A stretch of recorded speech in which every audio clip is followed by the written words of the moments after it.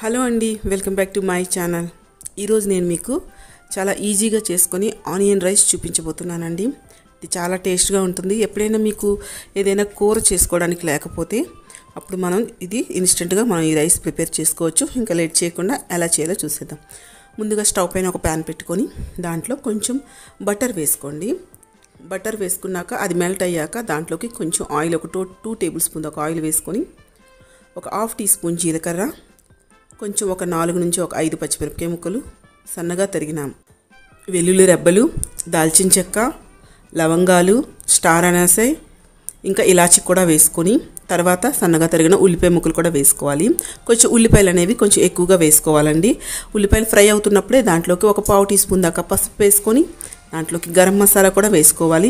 మీ రుచికి సరిపడా సాల్ట్ కూడా వేసుకొని మొత్తం మిక్స్ అయ్యేటట్టు కలుపుకొని దాంట్లో మీకు కావాలంటే కొంచెం జీడిపప్పు కూడా యాడ్ చేసుకున్నారంటే రైస్కి ఇంకా ఎక్స్ట్రా టేస్ట్ యాడ్ అవుతుంది. సో ఇలా చక్కగా వాటిని ఫ్రై చేసుకోవాలి.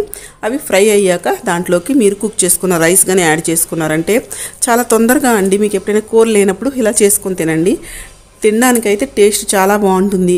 మీకు మిగతా అంటారా కారం, ఉప్పు, పసుపు అనేవి మీకు మసాలా అనేది మీ టేస్ట్కి తగ్గట్టు మీకు ఎలా ఇష్టమో ఎక్కువ తక్కువ వేసుకోండి. సో చూసారు కదా, మీకు ఇది ఒకసారి చేసి చూడండి. మీ ఒపీనియన్ కామెంట్ సెక్షన్లో షేర్ చేసుకోండి.